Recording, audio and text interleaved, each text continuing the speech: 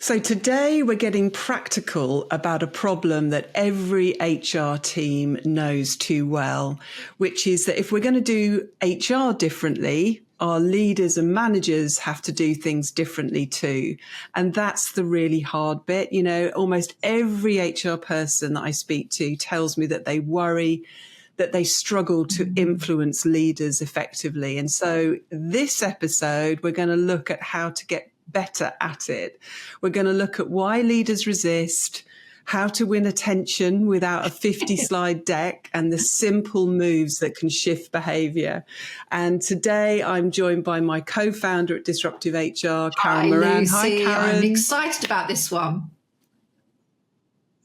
Yeah. So did you feel that you really struggled to influence leaders when you were an HR director? Yes, of course I did. I think about it now, look in hindsight, and a lot of it is to do with personality, isn't it? Because the leaders that I didn't struggle with were the leaders that they got me, you know, it was very easy. But when I look back, I think the leaders that I struggled with the most were where I wasn't really understanding their personality, their drivers, their motivation, what was going on for them. So I think, I think that was my biggest issue. Yeah. And I definitely struggled as well. And I think a bit like you, there were those that it was just easy. You connected, you got each other, you shared the same language. But there were also large numbers of leaders that I really found it difficult. And I would worry that I wasn't having the impact with them, that they perhaps didn't view me as being credible. And I think I made a lot of mistakes when I look back. Yeah. And so that's what we're really going to talk about today, isn't it? You know, we're going to have a look at yeah, we love sharing our humiliations, don't we? But it's going to be all about what can we do differently, techniques that we know work. But let's first of all just kick off by just looking at the reality of it. You know, we know that influencing leaders can be really hard work. And it's not because they're bad people. It's not because they're villains. It's because they're human. You know, when we ask them to do things differently, we're asking them to take a risk, you know, that they might get it wrong, or we're asking them to use new skills, but they might not have these skills and they're worried about it, or perhaps they haven't even got the motivation to try. And let's face it, they're really busy people, aren't they? And so we're asking them to do something new. And that means usually that they have to take their focus away from the day job. And they're not usually very happy with that.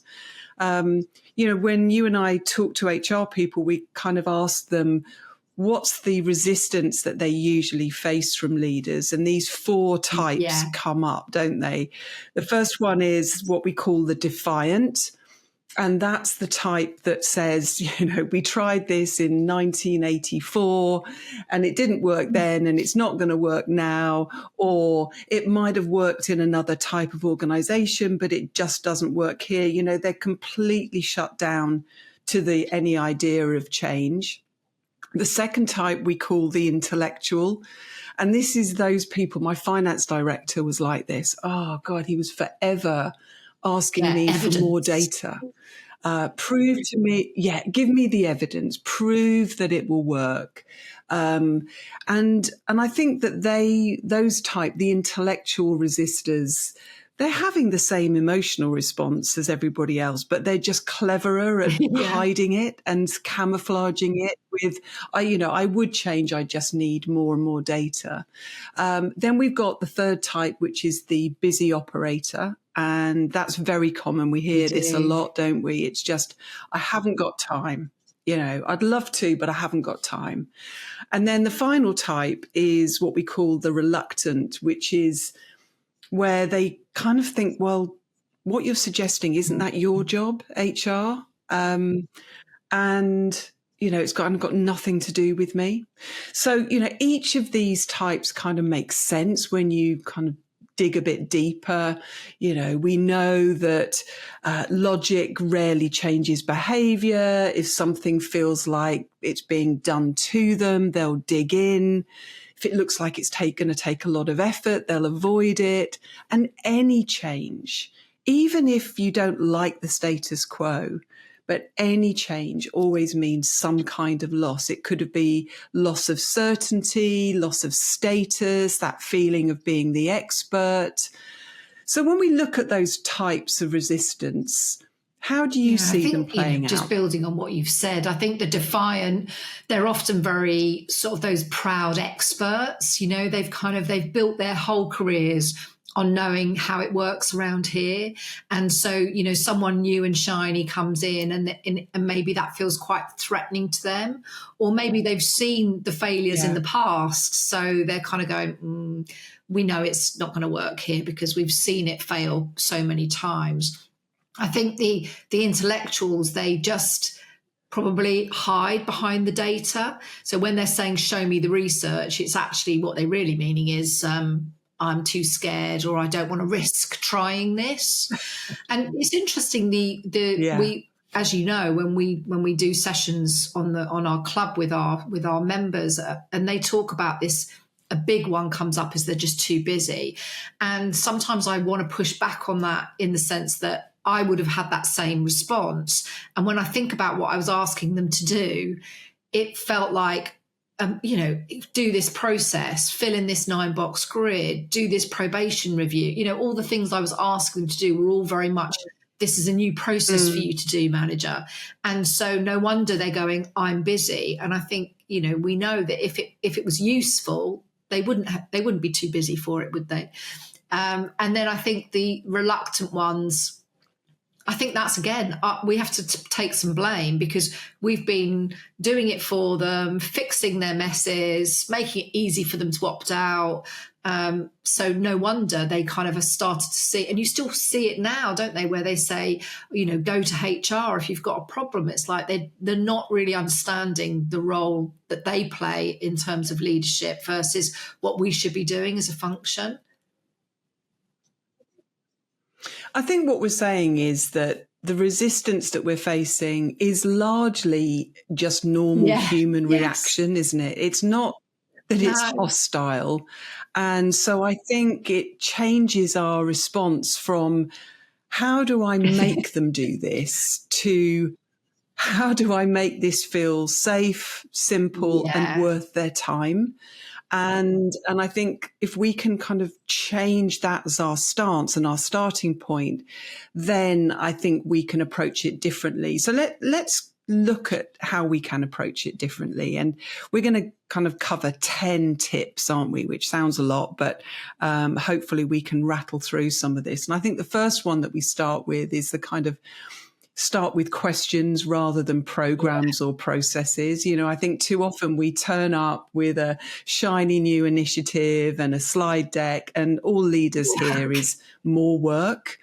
And instead, I think the better way is if we start with great questions, ones that link directly to their world. I just really regret that I didn't do more of this, because on a common sense perspective, I knew why we were asking them to do the things they were doing, but I wasn't linking it to their challenges. So for me, those sorts of questions, it sounds very simple, but it would be with a manager saying, what happens if we don't tackle underperformance in your team? Getting them to really think about that.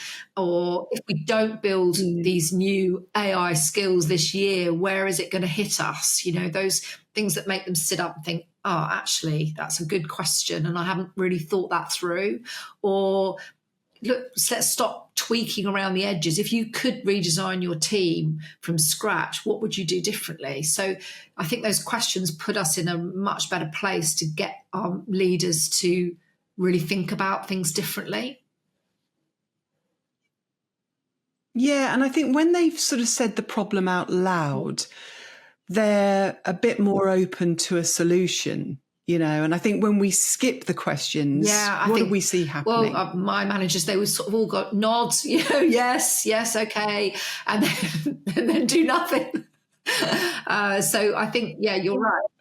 Yeah, they're the worst ones, actually, aren't they? The ones who at least resisting gives you something to engage with, but the ones that just nod politely and do nothing, you think that they've bought into it, and yet nothing really changes. So First one is, let's start with better questions, and, that kind of ability to really tap into something that might be worrying them, or at least getting them to reflect. I think it's definitely a good place to start. But of course, once we've got the conversation going, we still need to get their attention. We need to cut through all of the noise and the other things that are demanding their time. And so I think our second tip would be using commercial data to get their attention. And I know this isn't always easy, but it does tend to work best, doesn't it? And I think, again, it's obvious, isn't it, that we need to make sure that there is some commercial value in the options, the challenges, the offers that we're giving our leaders. So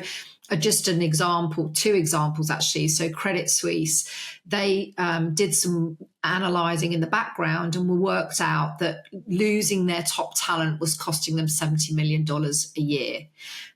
So just even saying that figure, they start to think, well, actually, we can't afford not to do anything about this.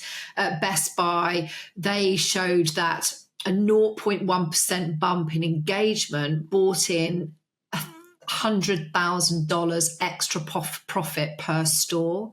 When you start making it about the numbers, they can see that the stores that had higher engagement were bringing in more money. So that's where we start to really link what we do with kind of commercial value. Yeah, exactly. It's about talking in their language, money, customers, performance.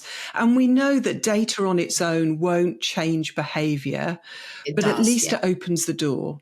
And that's what we're trying to do at this stage, isn't it? We've kind of started with great questions. We've used some commercial data to at least get them to sit up and take notice.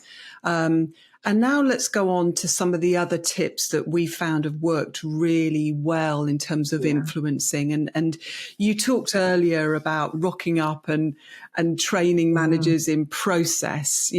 We've spent hours doing this, haven't we? Here's the new process that we're going to give you for talent or performance or engagement.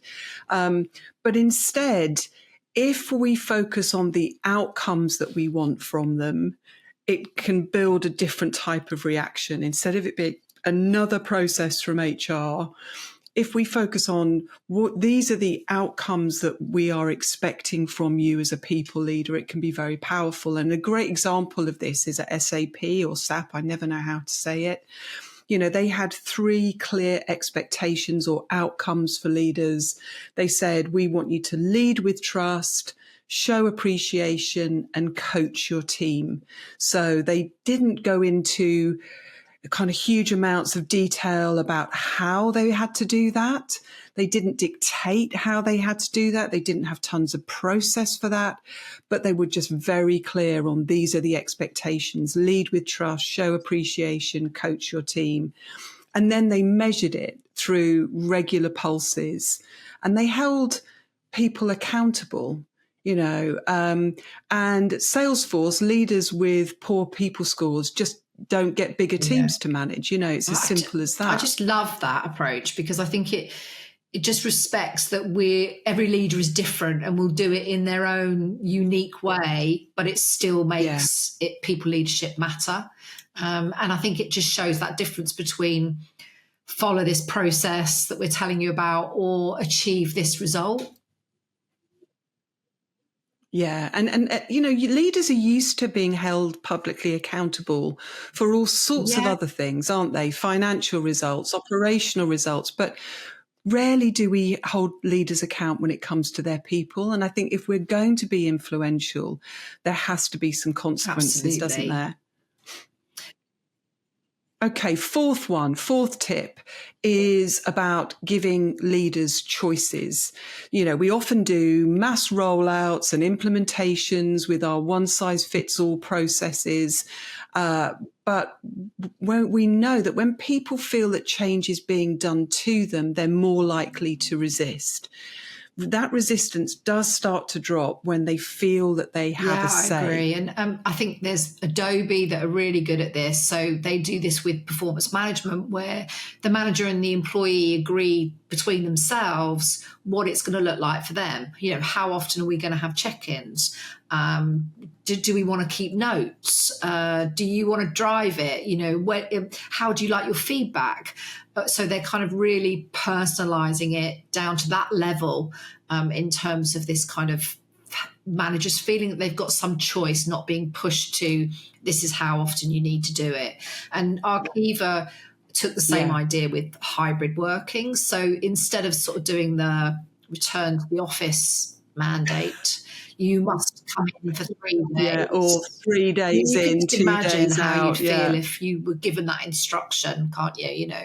And instead they said, no, we're not going to do that. We're going to let you decide as teams what works best for you, because we're all different. Some will have much more flexibility than other areas, but you decide what works for you, what for your customers, for each other, and have your own kind of little team charter, which I just think, again, as you say, it just means they're much more open to it because they feel they've got some control over it themselves. Yeah, I think if you feel like you've helped design it, you're more likely to own it. So, small choices, big commitment. Yeah. And even limited amount of choice, even if it's would you like A or B, we know that can have a big impact on getting buy-in. So 5th tip is about making the change feel much smaller. So back to that resistor type that we talked about, the time poor manager, the leader that just is like, I'd be interested, but I just have no time available. And we know that when we're asked to do something that feels like it's going to take a lot of effort and time, we're going to be more resistant to it. Big change feels really heavy. Whereas small change, something that's maybe going to take me 5 minutes or so, feels possible. And I think that's definitely something that you and I probably regret. Our change tends to be a bit big. I think, again, it's because you feel that as a HR person, it's got to feel really, I don't know, special and deep and commercial. And actually, and actually it's the small things that make the difference. And that's why you and I love the kind of nudge effect, and Google with their famous whisper, which are nudges. So they obviously did the research that showed them how much poor managers were costing them in terms of turnover. But rather than kind of going, you must all now go through a mandatory training program, they just started with these kind of simple nudges. So they looked at the feedback of what employees were saying they wanted more from their manager. And then they would send them a little email or WhatsApp or whatever it was saying, try asking one extra question in your one-to-ones. Try showing appreciation to someone in your team this week. Just small little reminders that we all kind of need, don't we? And I think what I loved about this as well is they said, and let's share what works. So peers were able to share what was working for them, and obviously engagement scores in terms of how they felt about managers went up, turnover went down. It's just much more manageable. So if you were going to give one nudge, one of these small little changes to a really stretched manager, what would it be?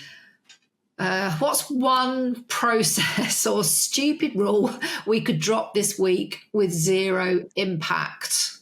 Do we say that enough? Yeah, I think, and we don't know. I think mine would be just say to leaders and managers, ask your individual team members, what helps you do your best work and what gets in the way? Because again, I don't think we don't focus on that enough, do we? This idea that actually a leader's role is to kind of help their team do their best work. Okay, so we've looked at 5 tips. I'm just going to have a little pause here to talk about the Disruptive HR Club. You know, if you want to get more tools like this that we've been talking about, templates, questions, nudges, case studies, all about how you can do HR differently, including how you can influence leaders, then you can find them in the Disruptive HR Club, where we've got thousands of HR professionals who are learning how to do things differently. And we'll put a link to the club in the show notes. Okay, let's move on to number 6, which we're calling use peers, not PowerPoint. You know, another technique that we can use is to tap into the research that we trust people like us more than we do experts. So it's the same research behind the fact that I'll trust a TripAdvisor review from somebody I've never met and their review about a restaurant more than I would the restaurant website. We know that leaders will listen to other leaders more than they will to HR. And we can use this and adopt that kind of peer-to-peer learning and communication as a way of helping leaders to change their behaviour. So this is where you bring a group of managers or leaders together, but instead of training them in a traditional way, you pose scenarios and you get them to share how they have or how they would handle it. And it's just such a great way of using that kind of peer pressure and peer advocacy to help them learn new skills. Patreon, they do this sort of internal manager community. So it's just on their Slack space, and leaders talk to each other about what they're doing, what's working, what's not working, asking for advice. It's just so simple. And Novo Nordisk, they have what they call manager clubs. So again, as you say, no process. I love that. Not what I would do, which would be turn up with a 20 slide deck to take them through how to follow a process. Just informal sessions where they're talking about, it might be, let's talk about hybrid working, or let's talk about having difficult conversations, or whatever the topic is, and managers just share and swap experiences. And that can be, at Novo Nordisk, that's facilitated by HR business partners, but it can also be facilitated by leaders themselves. So completely up to you. So I just think, it means we're not chasing. They're just, and they're kind of starting to lean on each other rather than coming to us all the time. Yeah. And they're hearing what's working. And no one wants to be the person who's not trying something that's clearly working elsewhere. So I think it's that kind of peer pressure, using a bit of FOMO, peer advocacy, and just hearing from each other rather than being trained by an external provider or HR. So we're up to the 7th tip, which is all about speak human rather than HR. Language is just so important, and it can absolutely make or break what we do. The minute we call something the global performance enablement framework or something, we've just lost them, haven't we? So just kind of using this human language. I think about that with some of our job titles in HR, and you just think, I don't even know what it means, never mind an employee. So, we could just make things sound much better. So we'd take a few examples for you. Telefonica, instead of calling it a learning sessions or training course, they called it learning shots. Idea being showing that it was just a tiny amount of development, tiny amount of training that you can do in a couple of minutes. So instead of a tequila shot, you get a learning shot. Abercrombie, instead of calling it their informal mentoring program, they just called it Touch Base. And Virgin Trains called its benefits package You're Amazing, which, obviously fits really well. Simple, warm, fits with their culture, and doesn't sound like the Virgin Trains reward and benefits program. Yeah, and sometimes it's not our core strength, is it, in HR? Using kind of perhaps more human marketing speak, or and if it isn't your strength, then thank goodness we now have AI to help us. So, you can just put in what you were planning to call it and just say, give me 20 different options that make it sound clearer, more human.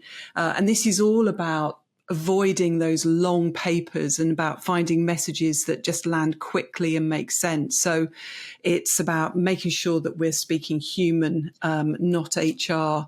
And as talking about language, I think that brings us to our 8th tip, which is about speaking their language. And, different leaders hear things differently, don't they? And we need to really make sure we're tailoring our message because it can make a huge difference. I was talking to a client this morning and about a new strategy that they're working on, and just you've got those people that just want the facts, that just want the data. There's others that need a story and a sense of the why, and so I think we need to get perhaps a little bit smarter at thinking about how we tailor our message. You're so right, and I think we started with this at the beginning in terms of influencing leaders, and one of my regrets was not understanding that. So I think there are broadly 4 types of kind of leaders that we're dealing with. We have the kind of what we might call the driver. So they're the person that wants you get to the point fast, show speed and impact. It's probably a bit of you, Lucy, there, I think. And then we have the connector, when you can call them whatever you like, when they're more perhaps motivated by emotion, by team, by caring about their team. So you want to show them how their team will shine. The analyst will be the person that needs that logic, the evidence. So you'll need to be sharing insights, not jargon. And then you have the kind of what you might call the steady hand. So they're those risk-aware leaders who are just not up for it. So you might be thinking about, small pilot. Should we prove this in one other area before we kind of scale it? So, thinking about how you might position your language to get them to agree to you. So if you were talking to a driver and trying to influence them, well, I do it with you all the time, Lucy. I'd give you 3 bullet points. I'd show you the outcome, the metric, the next step, and then I'd shut up. And I didn't know I was being manipulated. And what about the steady hand, the one that you described at the end, the risk-averse one? Yeah, I think I'd probably be saying, should we try this in one team just for 3 weeks and see how it goes? And you will see them kind of relax instantly. Yeah. When I think about, there was a guy that I worked with when we worked at our law firm. His name was John. He was such a lovely, lovely man. And he was someone that needed a lot of evidence, very cautious, very risk-aware. And I'd turn up to him with meetings going, I've had this great idea. I think we should do this. Why don't we do this? And let's go for it. What's the worst thing that could happen? Let's wing it. And he'd be like, Karen, please stop. And he'd sort of send me away to go and kind of think about it more deeply before I came back to him again. So if I'd have known what I know now, I would have handled it very differently. Yeah, I worked in the rail industry for a while, and I remember standing up in front of them. I was, in my defense, I was a young manager, but I stood up. We were kind of inheriting this group of railway workers and leaders, and I'm standing up talking to them, and I'm saying, oh, it's all going to be amazing. There's going to be all this change. And I suddenly realized that they were looking at me like I was insane. And on reflection, what I should have been doing was saying, these things aren't going to change. These are the things that are going to stay the same, because that's what they needed to hear. That's what would work for them.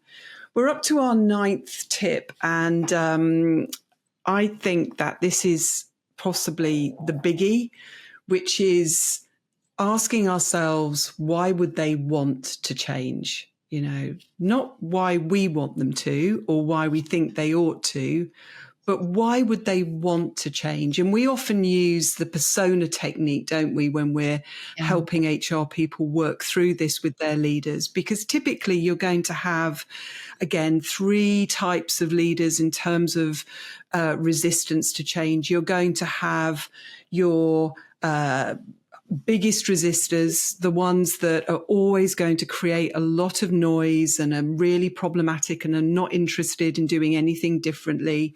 You've got those individuals and individual leaders that they would be open to it, but as long as it just helps them deliver results, right? They're very, very focused on the business outcomes, results oriented.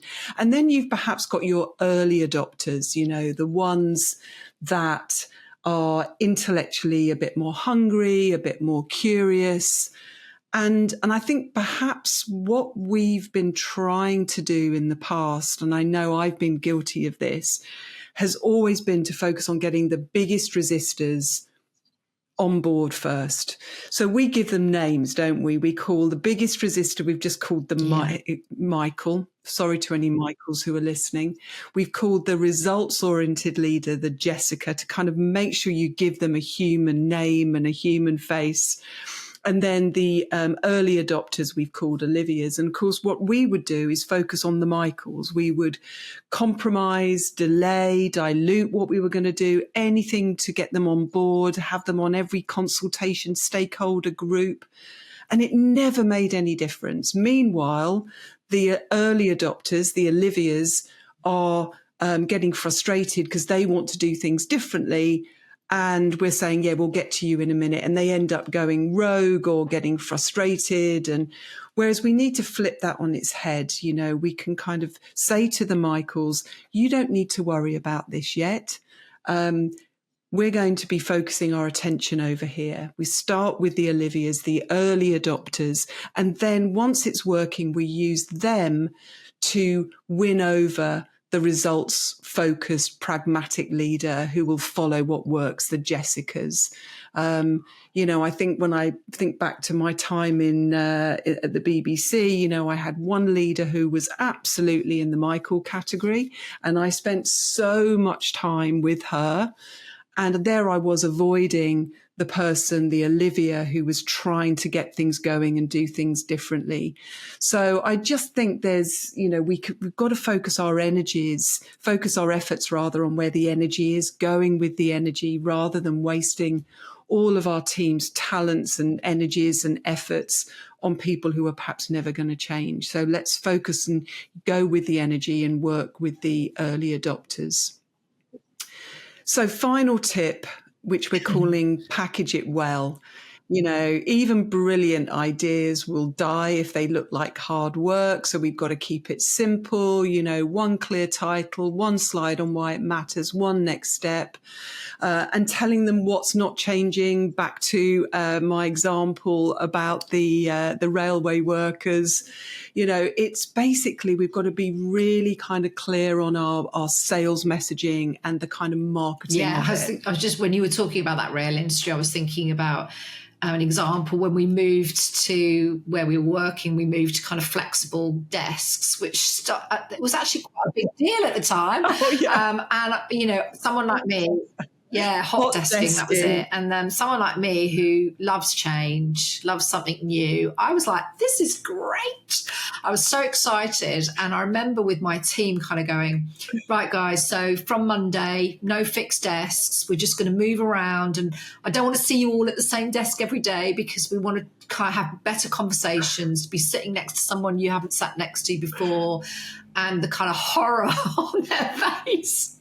These people have been coming into the same desk for the last sort of, 15 years or something. They've got all of their, their pictures and their Robbie Williams posters. And I'm saying from Monday, it's fine.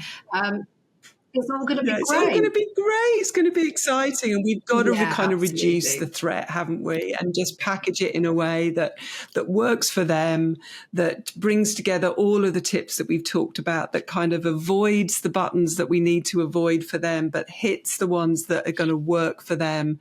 So we're kind of creating at least perhaps less threat and a little bit more curiosity. So let's just kind of make this practical, right? So let's say you're an HR business partner, you're meeting a skeptical operations leader next week. How are you going to handle it? Okay, so I would say use one commercial number that they care about. Could be cost, turnover, customer impact. agree one outcome. So let's lift coaching your team by 2 points on the Pulse survey this month. Offer 2 options, going back to that idea of at least giving them 2 choices. Sometimes that's enough. So 10-minute one-to-ones weekly or 20-minute huddles fortnightly, whatever that might look like. Add a small nudge, so one little question that they could ask in their next check-in.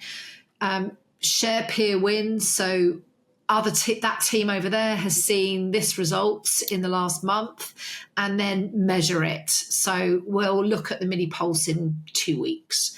So you've kind of got your 1 to 6 there in terms of how you would do it.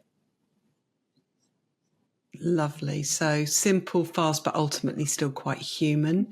And let's finish with 3 things that people who are listening, if they're still listening by now, that they can try this week. So maybe number 1, pick one leader and have a short chat, no slides, just questions. End with a clear outcome rather than a process. Number 2, think about creating 2 tiny nudges linked to that outcome and test them for a week. And maybe number 3, rename one HR thing in plain language. If a busy manager wouldn't instantly get it, rewrite it and use AI to help if you're struggling. I love that. I always do the, if I was explaining it to my mum, would she understand it? And I think influence isn't about us pushing harder. It's about making it feel easy and worthwhile. Yeah. So start with questions, use the numbers that matter, focus on outcomes rather than process, make sure you're offering choice, keep it tiny, keep it small, let peers spread it rather than us being the expert. And hopefully these will help you be much more influential in your role. So thank you so much for listening to today's episode. If you enjoyed it, please do like and subscribe, and we will see you next time.